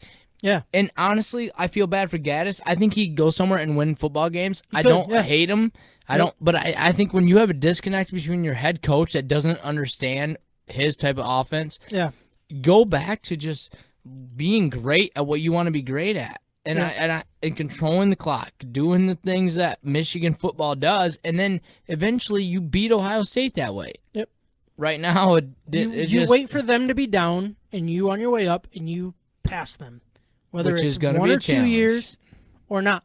That's all you're going to have is a 1 or 2 year window. I think he missed it when JT was short, thanks to the refs. Yes. He could have had it the next year as well. It was a close game. He was short. But that was his 2-year chance to jump them. Now he needs to wait for that next chance, and I think it might be next year. You want to know what's something funny about the JT short is I think which kid was over at our house? Peyton. I think it was Peyton was that young, and I think your wife almost killed me because I was so loud that night. Yeah. And Peyton was trying to Loud? sleep. What? Yeah, sleeping in our room. That was one of the most devastating nights of our I literally our lives. fainted at one point. Oh, right, sorry, but let's- distracted. No, sorry. Go- I sent this something? text to you. Can I just plant the seed in Do it. Then we'll move on. for Harbaugh? Okay. So this is comparing him to Dabo. Dabo's first 5 seasons at Clemson, okay? 47 wins for the both of them. 3 10-win seasons for the both of them. 1 top 10 finish for the both of them. and 0-5 versus Ohio State for Jim, and 0-5 versus South Carolina for Dabo. Holy smokes! Wow. Wait, South why Carolina, South Carolina though? South Carolina, because that's their rival, I guess. They but- play every year. I don't know. It must be. Regardless, Not I mean, a I don't conference know. Game. Yeah, I don't know what that rivalry means, and I don't know the depth of it. Wow. But South Carolina's no But Ohio you- State. No. You but still. You gotta Ooh. remember That's that interesting. that's how even that Dabo is. started. Yeah. Michigan fans would have given up on Dabo already, Oh yeah. which is what we're seeing with Harbaugh. But all right, let's turn over to the Michigan State matchup. They are going to play football as of Hey, now. we're gonna have The some 2-5 Michigan State Spartans will play the 2-3 Maryland Terrapins. Is that correct? Yep. In their quote-unquote crossover game. It's not really a crossover game. Basically, it's a game that was supposed to be played that got COVIDed out. Cross down. Look, I think this is a really good matchup for Michigan State. I mean, not necessarily like get an easy win or like head-to-head, it like fits well, but I feel like you have a Terrapins team that showed signs, that looked good. Yep. And you win this game, it looks like a good win. It looks like a good program win. You lose this game, you were supposed to lose this game. Not a big deal. So, like, I look at this as, for Michigan State, as just a really good opportunity. And the way that they're playing is they have taken their opportunities and they've flourished. In you know what I mean? Like, they've taken their opportunities and successfully gotten through them. I think, obviously, the Michigan game, Northwestern was another one that those were their big opportunities to show, hey, Right. we're not pushovers. Yes, we are down. Yes, we don't have talent, but we're not going to be pushovers. And I feel like this is an opportunity for them to be like, hey, Maryland's not very talented either. Let's be honest. I don't want to overstate what Maryland is, but if you go out and win this game, I think that's a good win. Oh yeah. It is. I mean, you want to, especially with a new coach, you want to win this game, and you want to start getting your recruits to hop on board. You want to get your team to buy in. And honestly, after Michigan State's first game when they lost to Rutgers and everyone was like, "Oh my gosh!" and then, well, you know what happened to Michigan, but They still only have 2 wins. That's been yeah, right. But or is it 3? Yeah, 2 wins. right, but and then beating Michigan, I think you look at their season. It was a successful 2-year two-win season. And plus, the fact that their coach came in that late in a COVID year, I mean, you have to be feeling, if you're a Michigan State fan, you have to be excited about moving forward. Yeah, I think Oh, yeah. the bottom didn't fall out as much as you thought. Like, I thought this was going to be a complete disaster. Oh, yeah. And It didn't. I think the fact that it didn't, you have somebody pushing that bottom from falling. And I think that starts with the coach. That starts with he's being kind of like what Trav said earlier, being a leader of the coaches. And I think that's what you're seeing with Mel Tucker, at least this year. We'll see. Like, I'm not signing any checks for this guy. I'm not saying he's going to be successful in the Big Ten, but what you saw here was he's not going to be pushed around Right. when everybody expects him to be. His leadership is paramount from what I've seen this year. Yeah. And to be honest, I think Spartan fans should be really excited in what they see in Peyton Thorne. Yeah, I think that's a great point. And that's he that's is- really the only hope I think they have to win is they have to score some points. That's the biggest thing is scoring points Right. in against Maryland. And Peyton Thorne, he looks good. He looks good. He looks like a QB ready QB, if that makes any sense. Yeah. He just, his tangibles look good. He looks more comfortable out there than Rocky. Rocky kind of just looks like he's kind of just He has the same happy fumbling feet and he's work he had the last couple of years. Right. I mean, I think he's also under pressure. I think that whenever you're the backup quarterback, especially in college, like you got to come in with some swag and be excited. Like, you're the guy. Everyone starts to believe in you. They're still immature kids. Yeah. I mean, they are. well, he's got a lot of upside. Peyton Thorne does. Yeah, I think you found a guy that you can build around. I think Yep. other guys will transfer because I think this is his job now. Unless he looks absolutely terrible in the next couple of games, I'm assuming they're going to play a bowl game. We'll see. This is his job now. I think Right. Lewerke is done. I think you could move on from a couple people unless there's some people that you you mean really believe in. Roddy? Or yeah, what did I say? Lewerke. Oh, sorry, yeah, Oh, Rocky. he's been done for a while. 1 year. He played No. last year. He's bad. That's what I meant. He's been done for a while. But I mean, I don't really want to get a whole ended. I think that was a good way to kind of wrap up Michigan's season. We're not able to wrap up Michigan State season yet. until we really know where they're at. That's why we went a little bit longer on Michigan than Michigan State. But I look at it as an opportunity to go out and show yourself, show like the team you're going to be, Right. and give your players another chance to play. And that's one thing that I kind of wish Michigan had, not against Iowa because it would have been absolutely ugly. But I mean, you have a winnable game here for Michigan State and something to hang your hat on to end the regular season.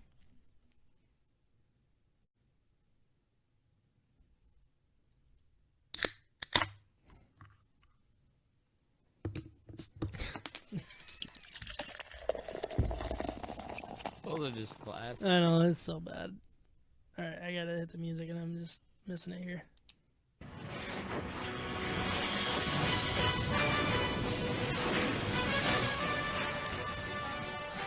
You know that music. It is time to make our DeHop's Brewing Company and Cafe picks of the week. But before we do, I want to remind everyone to stop into DeHop's Brewing Company and Cafe for some of the best beer in West Michigan.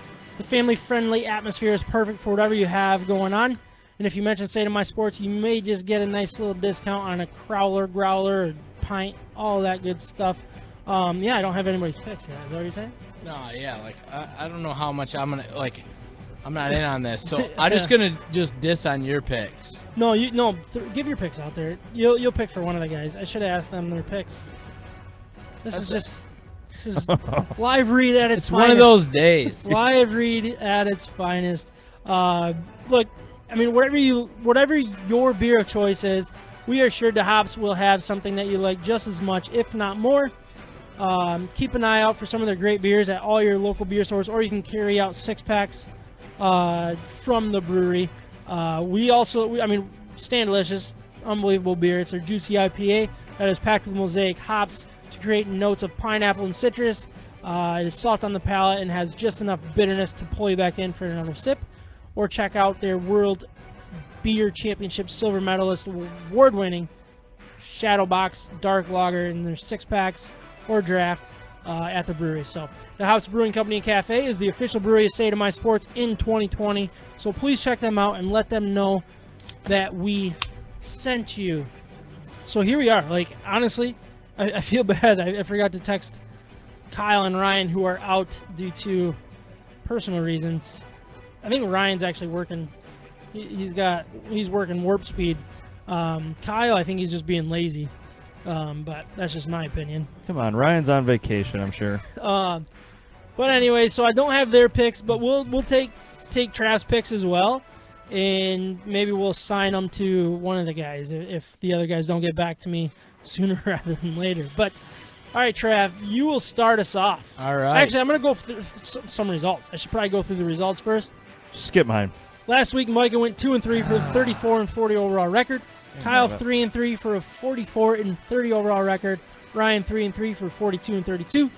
I went 5-1 back-to-back weeks, 5-1. Thank you very much. And I moved into second place with a 43-31 overall record.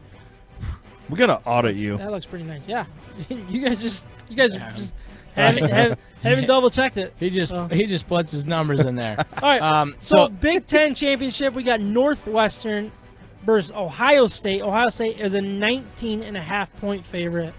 Trav, tell us a little bit about this game. Who you got? It's an interesting game. I mean, the fact that Northwestern and Ohio State are in the Big Ten championship with a 19.5-point favorite is interesting. There's going to be a little bit of points scored in this because I think Ohio State's going to go some garbage touchdowns. I haven't convinced on the over-under yet, but I will jump in on the whatever you got going on here with the spread.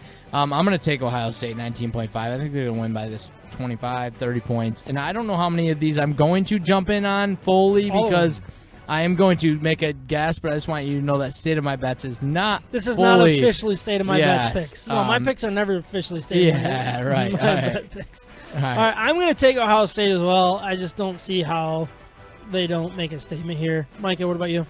Same. It's gonna be a wipe the floor situation.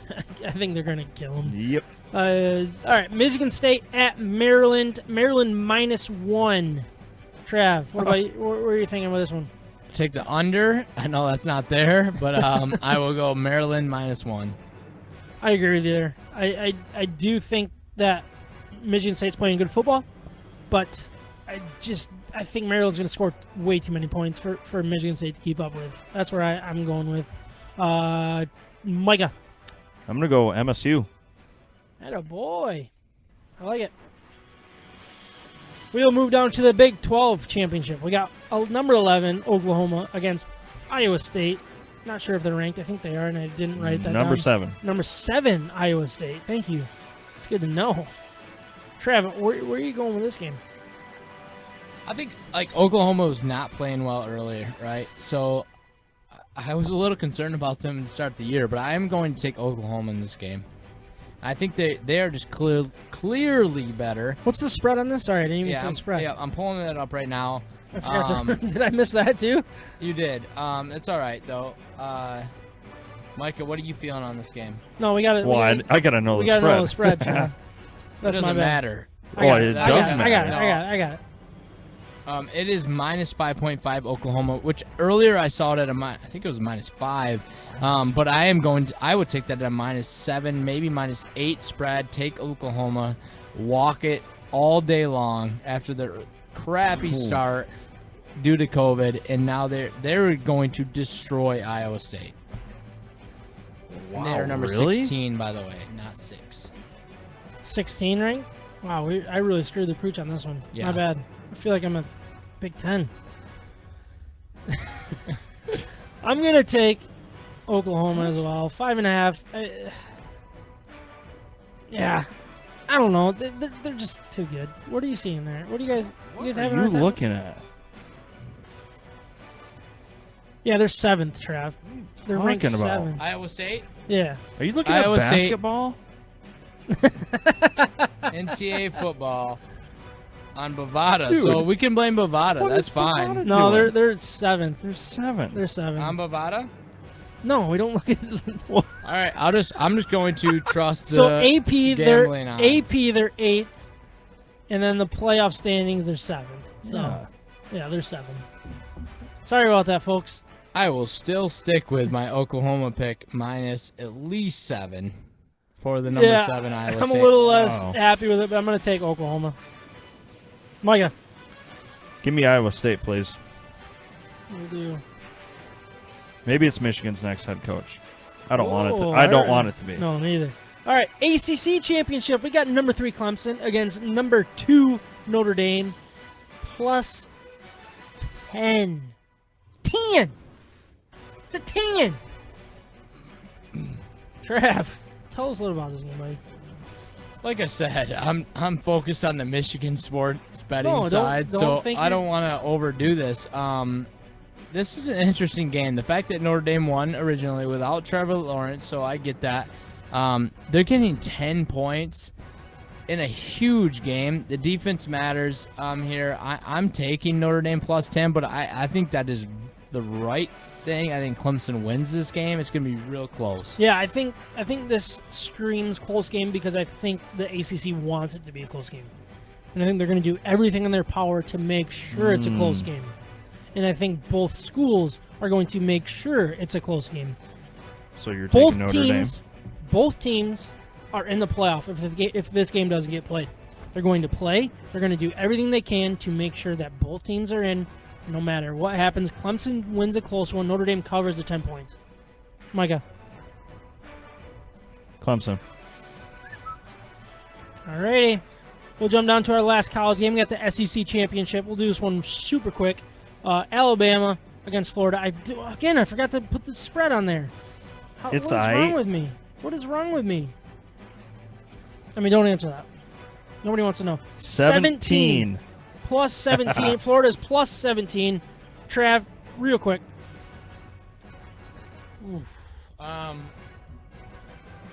I'm taking Bama.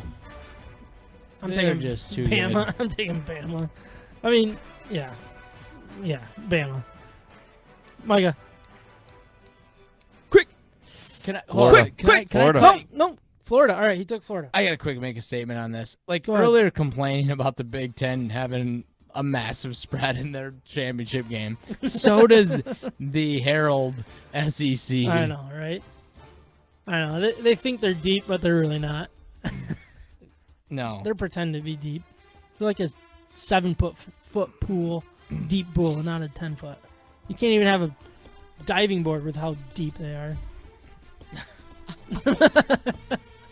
All right, we'll Wow. move down to some football. We got some NFL. We got 2 NFL games. One's, of course, the Lions. Another one, I did the Chiefs at the Saints. Saints are plus 4.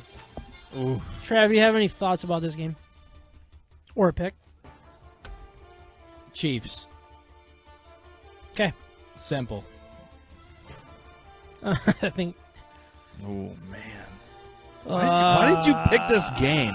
Because it's difficult. I love how you guys have Yeah. zero preparation for this. Like I am today, by the way, because Well, there's gut feelings. I you get didn't when I you're didn't think on I was this. gonna have to make picks, so here I am just throwing things out. So good luck. Oh, man. do what I want you to do. I'm taking the Chiefs.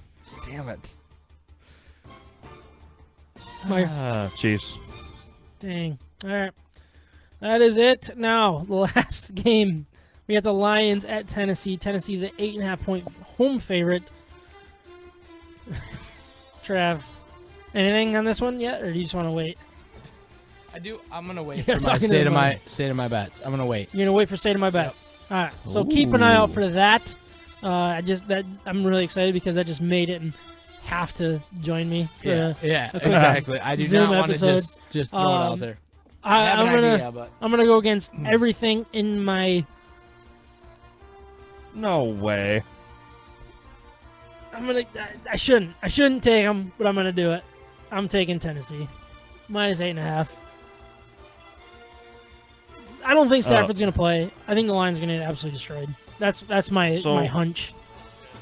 That's kind of where I said is with the uncertainty of Matt Stafford and Derrick Henry being an absolute Beast. terror. Yeah, I don't think this is even close. I'm Yeah. gonna go Tennessee. this is gonna be one of those get to the cider mill, do some chores around the house pretty early. That's the way I look at that game. But, it was a good time for Trav to leave because it's just Perfect. beer grades. So thanks, Trav. Just randomly walked in front of the camera and decided to walk off as we're about to grade our Michigan beers for episode 85. But before we do that, I want to remind everybody once again of our partner, Siciliano's Market. They are simply the best beer store in West Michigan, located on Lake Michigan Drive, right between Grand Valley State University's main campus in downtown Grand Rapids. Wherever you live in West Michigan, it is worth the short drive for what they have to offer. Whether you know what you want heading in, or if you need some help from their expert staff, Siciliano Market is the place for it. They have it all. They have obviously a massive and up-to-date inventory of this craft beers from across our great nation, let alone Michigan. But they're also individually priced. So you can mix and match to build your own six-pack, which is a great way to do it. Trust me on that. They have a lot of my money. But anyways, they also have specialty wines, spirits, ciders, coffee, tea, tobacco, and cigars. They also have the largest selection of homebrew and winemaking supplies in West Michigan. So if that is your poison, go there. Poison. I don't know. Is that not how I should have said it? This is beer. I don't drink poison. Yeah. Trav, do you drink poison? It's kind of poisonous. Poisonous to some. Yeah. Gluten. Poison's the People hate the soul. gluten. People hate the gluten these days. We love that Siciliano's Market is part of the State of My Sports family. So please check them out and let them know that you heard about them on the State of My Sports podcast. So we'll get into some beer grades. I got Blackrocks Classic Pills. That's the one that we're all doing. So Trav, can you tell us a little bit about that one? The Classic Pills one that we're all grading. Mike, did you get any of that? Not yet. I got it right there for you. Oh. I got some. We'll give that one all a grade first. I We're gonna just do a think, little. I think it's real clean taste. You know, when It's a you really good when you, Pilsner. it's funny because you got a classic Pilsner name. You might as well be classic, and it is. It's a good Pilsner. I enjoy it. So Blackrocks in Marquette, Michigan. It is a 5.5% alcohol. for a by Pilsner, volume. that's up there a little That is bit, up there I for a think. Pilsner. Yeah, I think they did a really good job here. It's good. But what was your grade? I'm gonna give it a 7.4. Micah, did you try it yet? Yeah. Not bad. That's the best Pilsner I have had. Give me an 8-1 right there. 8-1. I That agree with is you on that. delicious. I'm going to go with a 7-8. That is Wow. seriously one of the best Pilsners. I'm not a Pilsner fan ever. And then I cracked it and I started drinking. I was like, that's a good beer. That is a good beer. Like, I could drink that beer all day, every day. Honestly, good point. it is really good. And it's Very- 5.5%, so it's getting you where you want to be. Yeah, right. Right? So Good point. like that's more alcohol than I think an all day IPA. It is. Nothing About against all day about a full IPA because percent. that's a great beer, but this is a much easier to drink beer because it doesn't have that Well, it's different. bitterness Yeah, you're right. Give me that over An that IPA. domestic stuff. all Are day. you kidding Right, me? domestic pilsner. Oh yeah. Oh yeah. I'm a big goodness. fan of that for a Pilsner. That might be a new staple in my fridge. Nicely done, Blackrocks. Yeah, that's a Good really point. good beer, and that's Marquette. So that's like, Yeah. so if you're in Michigan, you do Damn. the hand thing. It's That's up there. up there. Yeah, That's the up there. that's the Yeah. Upper Peninsula. It's almost to the very top. Hey, So yeah, very very good beer. So Mikey, you're also drinking up from Blackrock, something Yeah. else. So tell us a little bit about that and give it a grade. yeah, let's keep this train going. Blackrocks, Marquette, Michigan, coconut brown. It's not your average brown, 6%er, 18 IBUs. This one, if you don't like coconut, I don't really think you're going to like it a whole lot because it's coconut heavy, Right. very forward on the coconut. But the brown, so the browns go so well in winter. It makes you feel all warm and cozy. And this one's actually easy to drink. I hate coconut, you guys. I absolutely Oh, hate you it. do? I hate coconut, but I wanted to get out of my comfort zone tonight, try this, and this is actually one of the better coconut beers I've had, probably because it's mixed with the brown. Yeah. I'm going to go with a 7.8 on this one. 7.8. Yep. Nice score. That's a good score. All right, Trav, you're drinking something from Saugatuck. Yeah, impaling it. It is good. I said that from my first sip. What did you just say? Impaling it. Impaling it. Yep. Is that wrong? I think that's right. Impaled it. I impaled it. I'm sorry. It kind of does look like an N on the It end. does. But impaled Can you tell us a it- little bit about it? Yeah, it's an IPA, but Okay. they trying to claim it is one of the smoothest IPAs, perfectly balanced, and I think they're right there on it. Yeah. I mean, I enjoyed it, and I'm gonna give it an 8.4. It's a good score. I really enjoyed it. You can only have one or two. That's Yeah. it. You cut yourself off after that. Simple as that. Yeah, nice. Very All right. good. I'm drinking from Founders Brewing Company, obviously in Grand Rapids, Michigan. Blushing Monk. It is their Belgian style ale fermented with raspberries. This beer is so flavorful. If you like fruits and you don't like beer, or I mean, like you could sneak this past people that don't like beer. Like it was that fruitful. There was so much fruit with that. It was so good. 9.2% alcohol, so it's a cheap date if you can sneak one past your woman. But I mean, this is basically, they say when our love of fruit and our love of beer come together, Blushing Monk happens. Brewed with a ridiculous amount of raspberries for tart yet luscious. Raspberry jam. Luscious. Luscious, thank you. Oh my gosh. Sorry. No, I'm glad that you pointed that out, because if you didn't, it would have been even more embarrassing, because people would be like, you are an idiot. They're going to say that anyways. They always text me and be like, or text me or message us on our Anchor app, Oh, because you man. can listen to it on Anchor. Yeah. You can like send, they're like, dude, I get a lot of hate mail, but that's fine. Luscious raspberry jam character and fermented with Belgian yeast and subtle fruit and spice. Dude, this is a really, really good beer. I wish I would be able to share with you guys, but I didn't want to. So it was just Thank all you. for me today. But no, this was a really good beer, and honestly, the 9.2% is very, very sneaky. Are you walking home also? I am going to walk home, and I'm going to stumble to bed after I get Excellent. everything posted and all that good stuff. But what grade do I want to do this? I don't know. You should probably grade it, though. I'm going to go with an 8.2, because it was the fruit You- helps it an absolute ton. The You think I should've went higher? The way you were loving that beer, it sounds like more than an 8.2. I might have went low with the score. I think I don't know. I blacked out. Did you for a minute. forget we go to 10? I did, yeah. But it was a good beer. It was a really good beer. And Okay, good grade. Your highest grade is a 9.1. He's it? got a spreadsheet here. all right, we got to get that posted on the Facebook. Yes, But we do. anyways, thank you guys for recording. Always appreciate you guys coming and recording with me and us. And thank you everybody for listening. Thank you all for watching. We'll talk to you next week. If Thanks not for sooner. having me. Love you guys.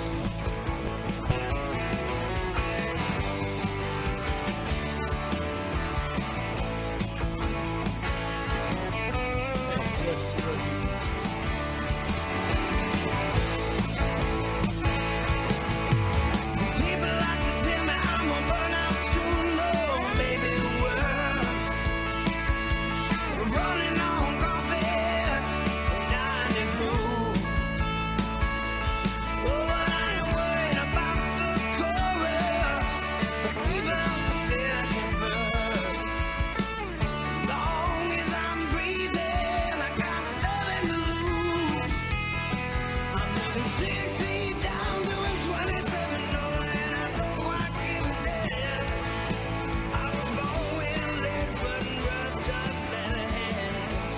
Thank you again to all our great sponsors, the House Brewing Company and Café, Siciliano's Market, Mac Web Design.